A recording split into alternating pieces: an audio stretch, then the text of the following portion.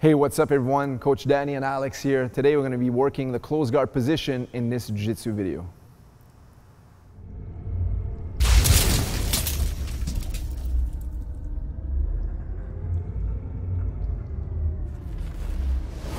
All right, so a lot of times if you're playing the guard position in Jiu-Jitsu and you're rolling with someone who's a beginner or, just in a street situation or whatnot, and let's say, for example, I'm just this strong dude who doesn't know Jiu-Jitsu or how to posture myself inside your close guard. A lot of times what will happen, it's very common, is they're just gonna try to crush you from the close guard by imposing their might, meaning their strength, okay? And very commonly a situation could be maybe someone's trying to put their forearm on your neck like this and drive all the way up like this, all of their weight, or sometimes they might even hold your neck inside the close guard, doing the same control positions that you should be doing from the mount, but they're in between their legs, so it's not as efficient, but it's an uncomfortable position that we must learn how to deal with. So here we go. Now, I'm this strong dude who's trying to put a lot of forearm pressure on Alex's neck. How he's gonna alleviate this is by using a bridge. He bridges his hips up, and that keeps me away from him. If you can control the hips, now the guy can't put all of his weight onto you. Once again here, so as I push down, he pushes to keep the pelvis off the ground and bridging.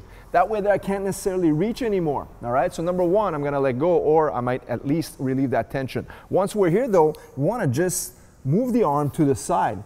Notice how he moves the arm to the side and then he goes palm to palm. From this position, it's very important to always clasp your hands together. So you're gonna go one behind and then go just like you're tapping your hands like this. So clap palm to palm. In this position here, keep your head snug so I don't free my arm. Now, just for a second, I'm gonna just stop talking as he's going through the technique. What Alex is gonna do is shrimp his way into the side of the close guard position.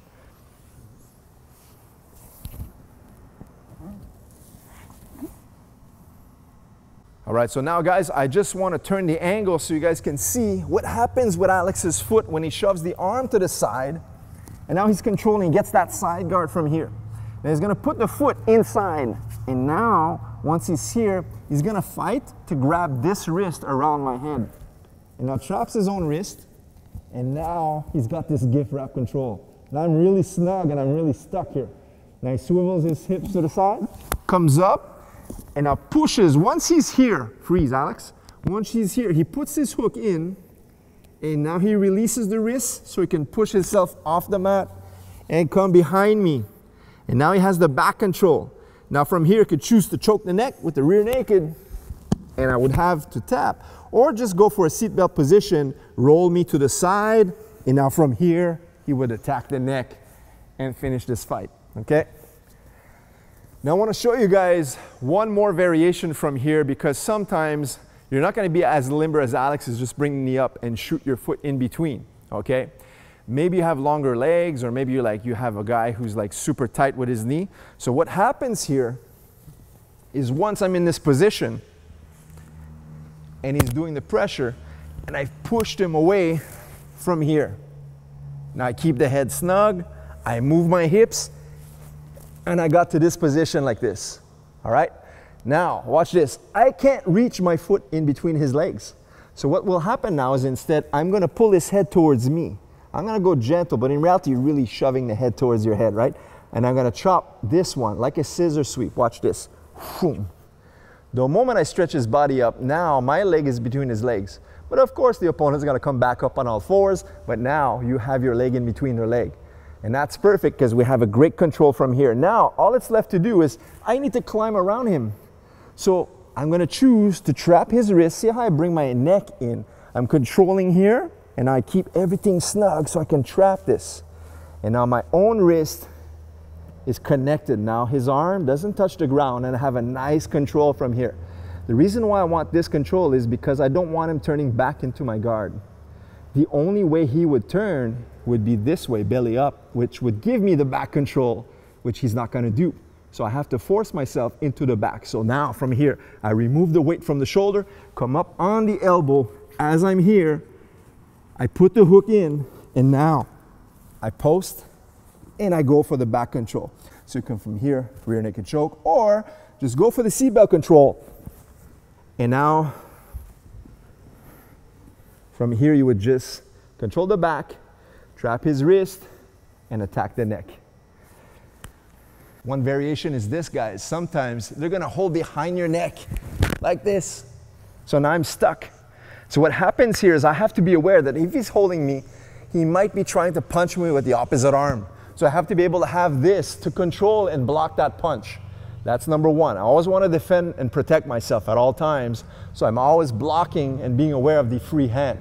But I want to remove this hook and go back to the technique we just did. So this hand is going to find its way in front of his neck to frame him up. And now I pass the arm across. So I'm back to where we started.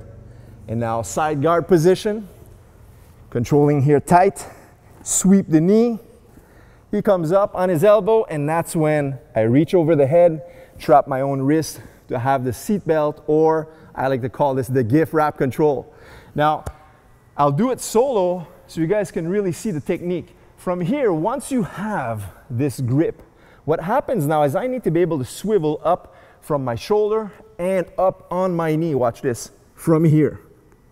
And now I post on the mat so I can take the back. So this motion is critical. Once you're here in the side guard position, you need to post up and turn. Always swivel so your hips come up, put the hook in.